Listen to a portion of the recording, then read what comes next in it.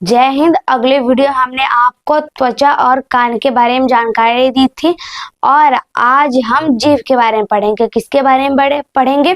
जीभ के बारे में पढ़ेंगे। देखो, प्रकृति ने हमें 5 ज्ञान इंद्रियां दी हैं, जिनमें से एक हमारा जीभ भी है। क्या है? जीभ भी है। अब देखिए, जीभ को हम जिह्वा भी कहते हैं। क्या कहते हैं? जिह्वा भी कहते हैं।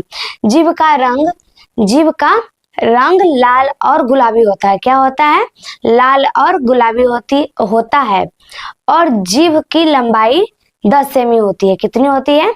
10 सेमी होती है।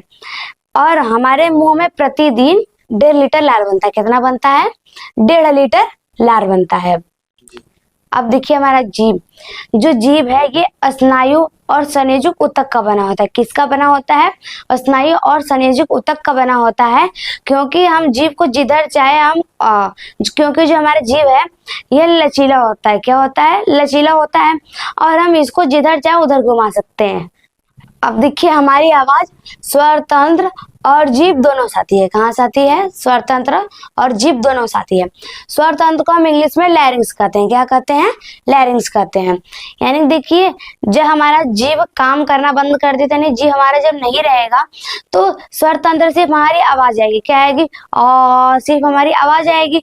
तो जो हमारा जीभ है ये स्वर तंत्र से हमारी आवाज तो आती है, लेकिन जीभ उस आवाज को शब्द का रूप देता है। अगर हमारा जीभ काम नहीं करेगा तो बस हमारे स्वर तंत्र की हम आवाज निकालते रहेंगे और किसी को हमारी भाषा समझ में नहीं आएगी।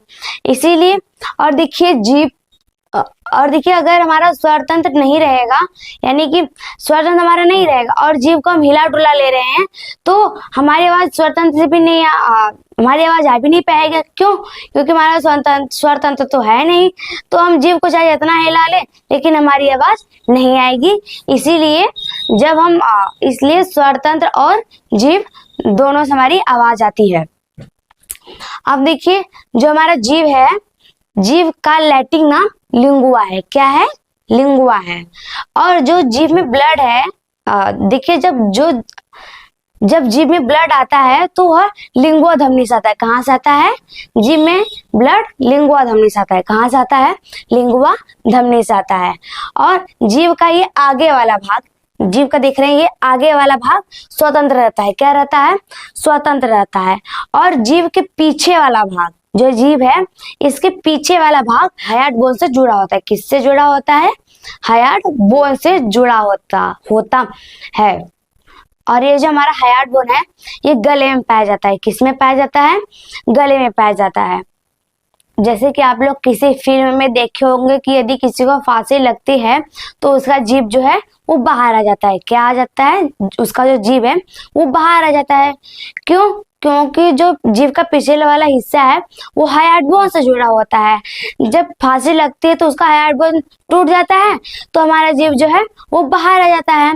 अब देखिए, हमारा पैपिला झिल्ली। जब आप अपनी जिह्वा यानी जीभ पर ध्यान से देखेंगे, आपको छोटे छोटे दाने दिखाई देंगे। यही हमारी पैपिला झिल्ली है।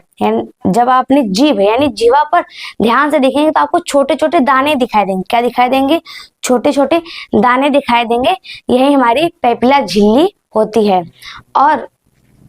और पैपिला झिल्ली के अंदर स्वाद कलिकाएं पाई जाती हैं। क्या पाई जाती हैं? स्वाद कलिकाएं पाई जाती हैं। स्वाद कलिकाओं को हम हिंदी में टेस्ट बड कहते हैं। जो स्वाद कलिकाएं हैं ये आगे यानी शुरुआत में छोटी होती हैं और हम पीछे जितना जाएंगे वो उतनी बड़ी होती जाती हैं। स्वाद कलिकाओं की संख्या, हमारी जीभ में स्वाद कलिकाओं की संख्या 8000 से लगभग 10,000 तक होती हैं। अब देखिए, हमारा फ्लिफर्म पैपिला। जो फ्लिफर्म पैपिला है ये हमारे जीभ में सबसे ज्यादा पाया जाता है। क्या पाया जाता है? सबसे ज्यादा पाया जाता है। क्यों?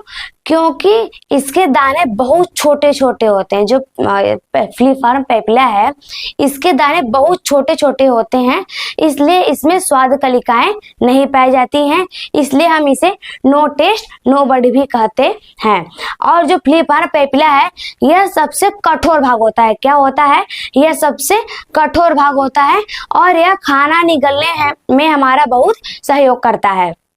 अब देखिए पेपिला झिल्ली की उम्र बढ़ने के साथ साथ पेपिला झिल्ली की संख्या कम होने लगती है।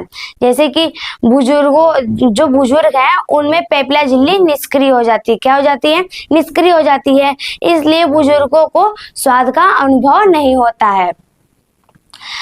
जैसे कि जब हम लोगों को सर्दी जुकाम होता है तो हम लोग जो जीभ है, स्वाद कलिकाएं, जीभ में स्वाद कलिकाएं ये निष्क्रिय हो जाती हैं तो हमें भी स्वाद का अनुभव नहीं होता है और हमें भी खाना अच्छा नहीं लगता है। ठीक है, हमारा स्वाद का अनुभव। जब हम किसी खाद्य पदार्थ को दांत से चबाते हैं तो खाद्य पदार्थ का कुछ भाग लार में घुल जाता है, जिससे हमारी स्वाद कलिकाएं सक्रिय हो जाती हैं, जिससे एक इसी खाद्य वस्तु द्वारा एक रासायनिक क्रिया होती है, जिससे तंत्रिका आवेग पैदा होता है। यही तंत्रिका आवेग स्वाद को लेकर हमारे मस्तिष्क तक जाता है, जिससे हमें स्वाद का अनुभव यानी स्वाद का पता चलता है। अब देखिए हमारा स्वाद कलिकाएं। ये जो स्वाद कलिकाएं हैं ये 4 प्रकार के होते हैं। कितने प्रकार के होते हैं? 4 प्रकार के होते हैं। पहला हमारा अग्रभाग ये अकेला होता है। क्या होता है? ये अकेला यानी एक ही होता है और ये आगे हमारे जीभ के आगे वाले भाग में होता है। किसमें होता है? आगे वाले भाग में। तो जो अग्रभाग है इसमें हमें मीठे का अनुभव होता है। किसका अनुभव होता है? मीठे का अनुभव होता है। और पश्च भाग यानी कि जीभ के पीछे वाले भाग में हमें तीखा कड़वा का अनुभव होता है।